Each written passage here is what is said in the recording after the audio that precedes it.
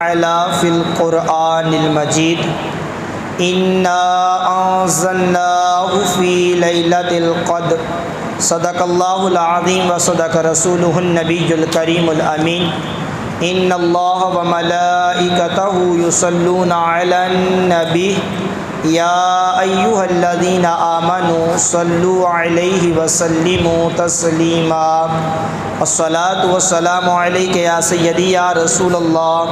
وعلی آلک واصحابک یا سیدی یا حبیب اللہ الصلاۃ والسلام علیک یا سیدی یا نبی اللہ وعلی آلک واصحابک یا سیدی یا نور اللہ۔ اللہ تبارک و تعالی جل جلالہ وعم نوالہ وعظم شانہ وعتم برہانہ وجل ذکرہ وعز اسمہ کی حمد و ثنا اور حضور سرور کائنات مفخر موجودات زینت بزم کائنات دستگیر جہاں غم گسار زماں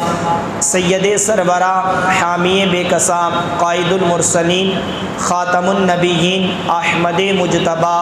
جناب محمد مصطفیٰ صلی اللہ تعالی علیہ وآلہ وسلم کے دربار گوہر میں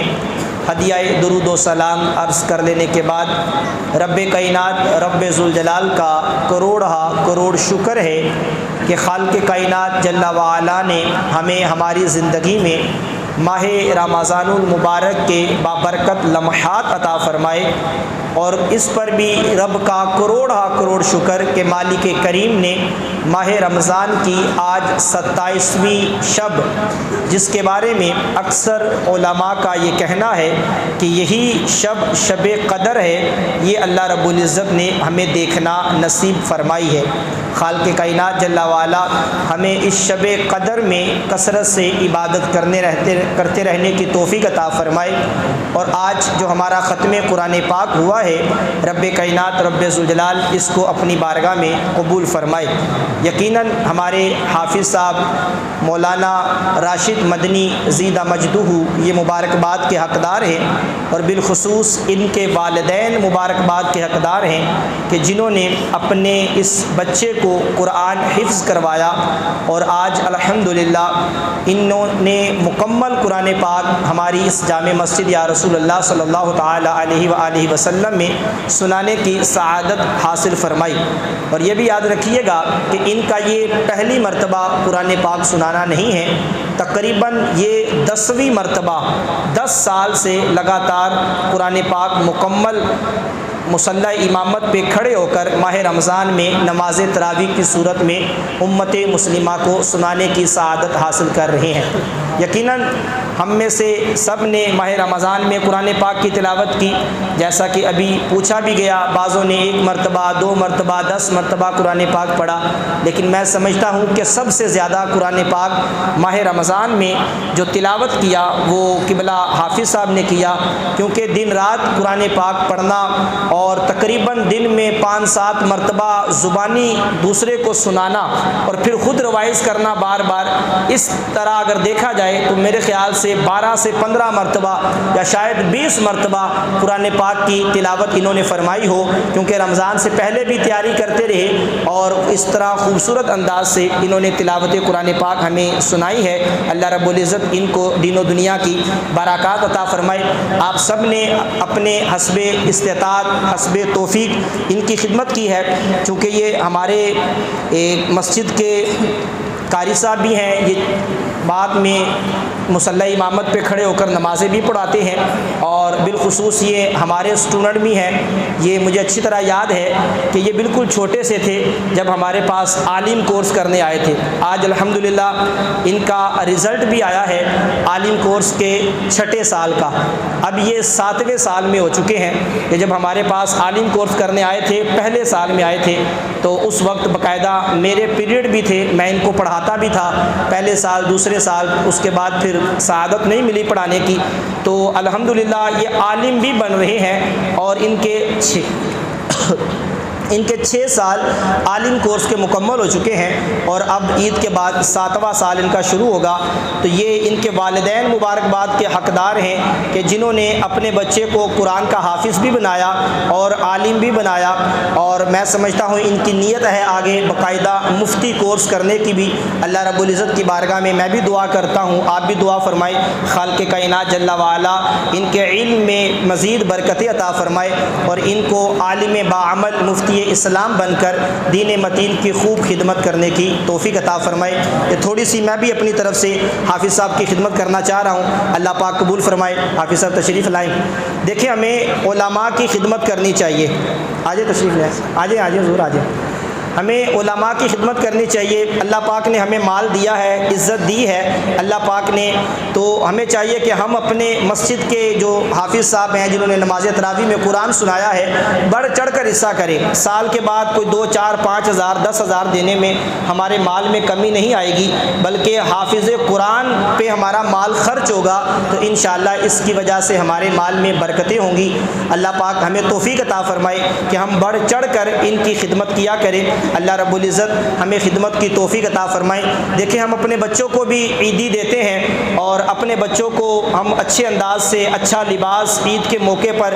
اپنے اس عید کی خوشیوں میں اپنی اولاد کو شامل کرتے ہیں۔ تو یہ قرآن کے حافظ، یہ دین کے محافظ، ہمیں چاہیے کہ ہم بھی ان کو اپنی خوشیوں میں داخل کریں، انہیں بھی عید کی صورت میں ماہ رمضان میں کچھ نہ کچھ پیش کیا کریں، اور یہ یقین جانیں ہمارے مال کا اس میں فائدہ ہے، یہ ہمارے مال کی خوش قسمتی ہے اور یہ ان کی سعادت مندی ہے کہ یہ ہمارا مال قبول کر لیتے ہیں، وگرنہ ہمارا مال تو خرچ ہو جانا ہے۔ میرا مال جو میرے پاس ہے وہ ظاہری بات ہے میری جیب میں نہیں رہنا، 2 4 5 دن، ہفتہ، سال، 2 سال تک وہ خرچ ہو جانا ہے جتنا بھی بینک بیلنس ہے۔ اب وہ کس راہ میں خرچ ہوا اللہ بہتر جانتا ہے، گناہوں میں خرچ ہوا، بے فضول خرچ ہو گیا، خام خواہ ضائع ہو گیا، تو وہ اس سے بجائے بہتر یہ ہے کہ کچھ نہ کچھ اپنا مال ان مساجد کے اندر، مسجد کی تعمیر کے اندر، حفاظ کی خدمت میں، علماء کی خدمت میں خرچ کریں گے تو اس سے ہماری آخرت بھی بہتر ہوگی، ہماری قبر بھی بہتر ہوگی۔ اللہ رب العزت ہمیں اسی طرح دین متین کی خدمت کرتے رہنے کی توفیق عطا فرمائے۔ آپ کے سامنے قرآن مجید فرقان حمید کے پارہ نمبر 30 سورۃ القدر کی ابتدائی آیت مبارکہ تلاوت کرنے کا شرف حاصل کیا ہے۔ آج کی اس مبارک رات کے حوالے سے چند ضروری باتیں کر کے اپنی گفتگو کو ختم کروں گا، توجہ سے سماعت فرمائیے گا۔ بڑی اہم باتیں ہیں، ضروری باتیں ہیں، ہمیں یہ باتیں معلوم ہونا چاہیے۔ اللہ رب العزت نے قرآن کے اس مقام پر ارشاد فرمایا اِنَّا أَنزَلْنَاهُ فِي لَيْلَةِ الْقَدْرِ، کہ بے شک ہم نے اس کو قدر، برکت والی رات میں نازل فرمایا۔ اب اس سے مراد کیا ہے؟ مفسرین نے اس بات کو ذکر کیا کہ اس سے مراد قرآن پاک ہے۔ اللہ پاک نے برکت والی رات میں، شب قدر میں قرآن کو نازل فرمایا۔ یہاں پر ایک ذہن میں سوال آنا چاہیے، توجہ فرمائیے گا، ذہن میں سوال آنا چاہیے، اور یہ ہمارے ذہن میں سوال ہونا چاہیے اور اس کا جواب بھی ہمیں معلوم ہونا چاہیے کہ یہاں اللہ رب العزت ارشاد فرما رہا ہے کہ بے شک ہم نے شب قدر میں قرآن کو نازل کیا، اور ہم نے یہ بھی سن رکھا ہے کہ قرآن جو ہے یہ ہمارے مصطفیٰ کریم علیہ الصلوۃ والسلام کے سینہ مبارکہ پر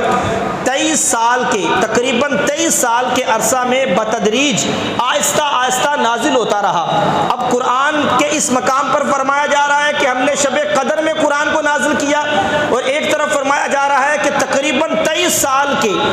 عرصہ میں مصطفیٰ کے سینے پر قرآن پاک آہستہ آہستہ نازل کیا گیا۔ تو یہ دو باتیں ہو گئی، تو اس کا جواب کیا ہے یہ ہمارے ذہن میں ہونا چاہیے اور یہ ہمیں معلومات ہونی چاہیے۔ اس کا جواب علماء نے ذکر کیا کہ یاد رکھیے قرآن مجید فرقان حمید اللہ رب العزت کی بارگاہ میں لوح محفوظ پر، وہ لوح محفوظ جو سدرہ سے بھی اوپر ہے، اس مقام پر قرآن پاک محفوظ ہے، اور پھر وہاں سے قرآن پاک اللہ نے پہلے آسمان پر شب قدر برکت والی رات میں پہلے آسمان پہ سارے کا سارا قرآن یک بارگی ایک بار ہی نازل فرما دیا۔ پہلے آسمان پر اللہ رب العزت نے لوح محفوظ سے مکمل قرآن پاک یک بارگی ایک ہی بار شب قدر کی رات، یہ برکت والی رات میں اللہ رب العزت نے لوح محفوظ سے آسمان دنیا پر، پہلے آسمان پر قرآن پاک نازل فرمایا، اور پھر پہلے آسمان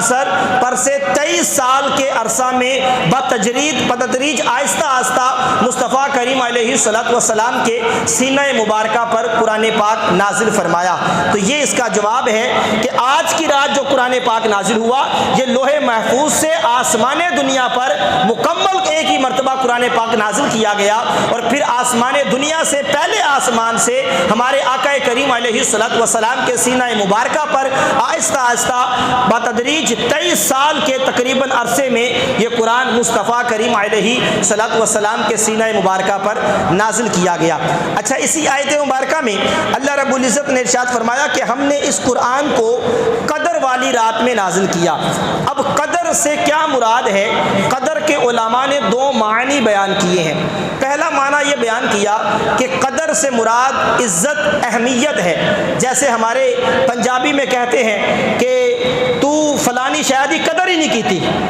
اب قدر سے مراد اہمیت، عزت، کہ کسی بندے کو نعمت ملی، اس نے اس چیز کی قدر ہی نہیں کی، اس کی اہمیت کو سمجھا ہی نہیں۔ تو فرمایا قدر سے مراد یہ ہے کہ اللہ پاک فرما رہا ہے کہ یہ جو رات ہے نا، یہ برکت والی رات ہے، یہ اہمیت والی رات ہے، یہ بڑی اہم رات ہے، یہ قدر والی رات ہے، عزت والی رات ہے۔ اس رات میں اللہ نے قرآن پاک آسمان پر، پہلے آسمان پر لوح محفوظ سے نازل فرمایا ہے۔ اور پھر دوسرا معنی بیان کیا کہ قدر سے مراد مقدار ہے۔ قدر سے مراد مقدار ہے کہ اس رات اللہ رب العزت عبادت کا جو ثواب ہے، عبادت کا جو اجر ہے، اللہ اس کی مقدار بڑھا دیتا ہے۔ وہ کیسی مقدار بڑھاتا ہے؟ اسی سورت مبارکہ میں آگے دیکھیں تو اللہ فرماتا ہے خیر من الف شہر۔ اللہ رب العزت اس رات میں، کہ یہ ایسی رات ہے جو 1000 مہینوں سے بہتر رات ہے، کہ اس قدر اس رات میں ثواب کی، اجر کی مقدار بڑھا دی جاتی ہے کہ جو بندہ اس رات عبادت کرتا ہے نا، اللہ پاک اس کو 1000 مہینوں کی عبادت کے برابر ثواب عطا فرماتا ہے۔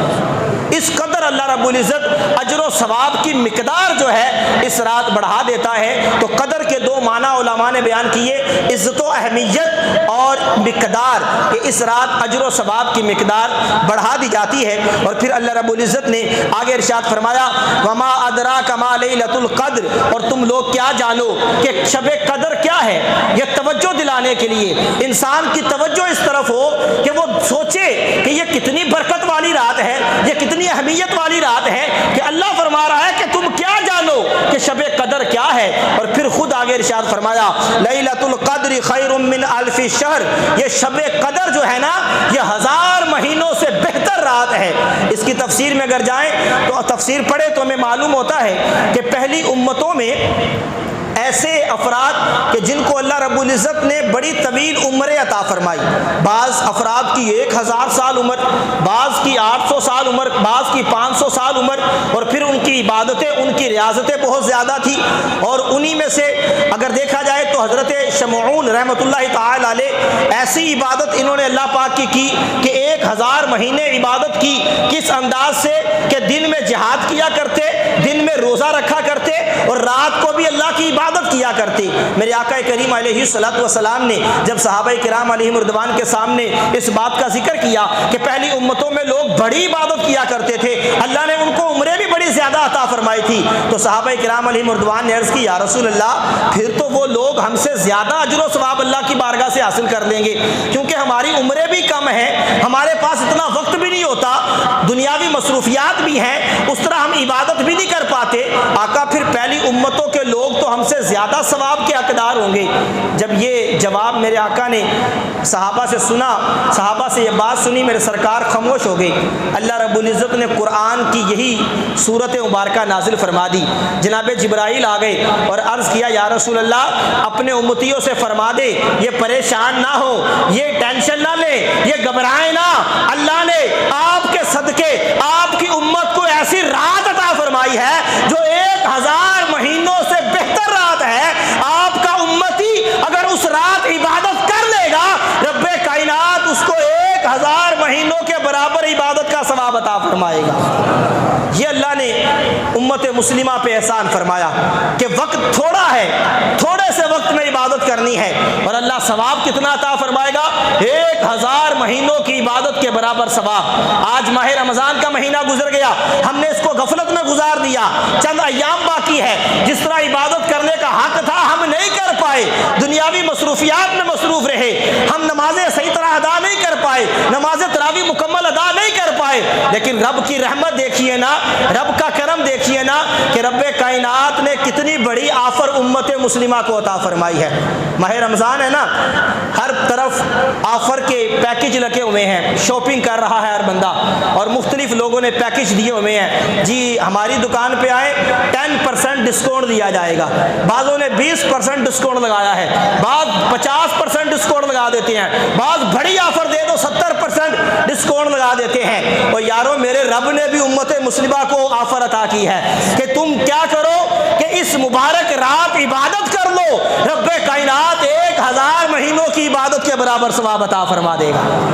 رب کائنات نے کتنی آفریں عطا فرمائی ہیں۔ اسی طرح اگر ہم دیکھیں، رب کائنات نے ہمیں ہر ہفتے میں بھی ایک مبارک رات عطا فرمائی، جسے شب جمعہ کہا جاتا ہے، جمعہ رات کی بابرکت رات، یہ بڑی برکتوں والی رات ہے، دعا کی قبولیت والی رات ہے۔ اسی طرح اللہ رب العزت نے جمعے والے دن بھی امت مسلمہ کو آفر عطا فرمائی ہے کہ جمعے کے مابین 2 خطبوں کے درمیان وہ قبولیت کا مقام ہے، دعا کی قبولیت کا وقت ہے۔ پھر جمعے والے دن عصر سے مغرب کے وقت، یہ بڑا اہم وقت ہے، دعا کی قبولیت کا وقت ہے، اللہ نے یہ امت مسلمہ کو آفر عطا فرمائی۔ اور پھر روزانہ کی بنیاد پہ اللہ نے نماز تہجد کے وقت، تہجد کا جو وقت ہے یہ بڑا برکت والا وقت ہے، اللہ نے یہ امت مسلمہ کو آفر عطا فرمائی۔ اور ہمارا رب کتنا کریم ہے کہ روزانہ بھی آفر دیتا ہے، اے میرے گناہگاروں بندو آ جاؤ، مجھ رب کی بارگاہ میں جھک جاؤ، میں گناہ معاف فرما دوں گا۔ اور سال کے بعد اتنی بڑی آفر عطا فرما دی کہ اس شب قدر کی رات تم تھوڑی سی عبادت کر لو گے، رب کائنات تمہیں 1000 مہینوں کی عبادت کے برابر ثواب عطا فرمائے گا۔ یہ اللہ رب العزت کا کرم ہے، اللہ رب العزت کی رحمت ہے۔ اور پھر یہاں یہ یاد رکھیے گا کہ عبادت جو ہم نے کرنی ہے تو یہ عبادت کس طرح کی جائے گی؟ کون شب قدر میں جو عبادت کرے تو وہ عبادت کرنے میں شمار کیا جائے گا؟ کیا 1 گھنٹہ عبادت کرنی ہے، 2 گھنٹہ کرنی ہے، 4 گھنٹے کرنی ہے، یا پوری رات عبادت کرنی ہے؟ تو اس کو بھی علماء نے لکھا، تفسیر روح البیان میں اس کو ذکر کیا گیا کہ جو بندہ شب قدر تاک رات میں نماز عشاء باجماعت ادا کرے، نماز تراویح ادا کر لے، نماز وتر ادا کر لے، اس کے بعد اللہ کی رضا کے لیے، فقط اللہ کی رضا کے لیے 2 رکعت نماز نفل ادا کر لے، اس نے شب قدر کو حاصل کر لیا اور شب قدر میں عبادت کرنے والا شمار کر لیا جائے گا۔ ایسا نہیں ہے کہ پوری رات مصلی بچھا کے عبادت کریں۔ اب دیکھیں ہمارا دین کتنا آسان ہے، اللہ کی رحمت کتنی زیادہ ہے کہ بندہ اس طرف آئے تو صحیح، فقط عشاء کی نماز پڑھے باجماعت، نماز تراویح ادا کرے، نماز وتر ادا کرے، اور 2 رکعت نماز نفل اللہ کی رضا کے لیے پڑھ لے، تو پھر وہ بندہ شب قدر میں عبادت کرنے والا شمار کر لیا جائے گا، شب قدر میں عبادت کرنے والا شمار کر لیا جائے گا۔ تو آج رات اللہ کی رحمت سے کبھی امید ہے، یہ شب قدر ہے، تو اس رات 2 رکعت فقط نماز بھی پڑھ لیں گے نا، تو علماء نے لکھا ہے تفسیر روح البیان میں، وہ بندہ عبادت میں شمار کرنے والا لکھ دیا جائے گا۔ کس قدر رب کائنات ہم بندوں پہ رحمان ہے، رحیم ہے، غفار ہے، ستار ہے۔ رب کائنات کی رحمت بخشش کے بہانے تلاش کرتی ہے۔ اب میری اور آپ کی مرضی ہے کہ ہم نے اللہ کو راضی کرنا ہے یا نہیں کرنا، ہم نے مغفرت حاصل کرنی ہے یا نہیں کرنی۔ اور پھر یہ ایسی برکت والی رات ہے، اللہ رب العزت ارشاد فرماتا ہے تنزل الملائکۃ والروح فیہا باذن ربہم من کل امر، کہ اس رات رب کائنات، رب ذوالجلال کے فرشتے یہ نازل ہوتے ہیں، اور روح الامین حضرت جبریل امین علیہ السلام بھی نازل ہوتے ہیں، فرشتے نازل ہوتے ہیں۔ بڑی خوبصورت بات ہے، توجہ فرمائیے گا، بڑا مزہ آئے گا آپ کو سن کر۔ یہ فرشتے آتے کیوں ہیں اس رات؟ اس رات شب قدر کی رات اللہ نے قرآن میں ذکر کیا کہ اللہ کے فرشتے نازل ہوتے ہیں اور پھر روح الامین فرشتوں کے سردار جناب جبرائیل بھی آتے ہیں۔ اس رات وہ دنیا میں آتے ہیں۔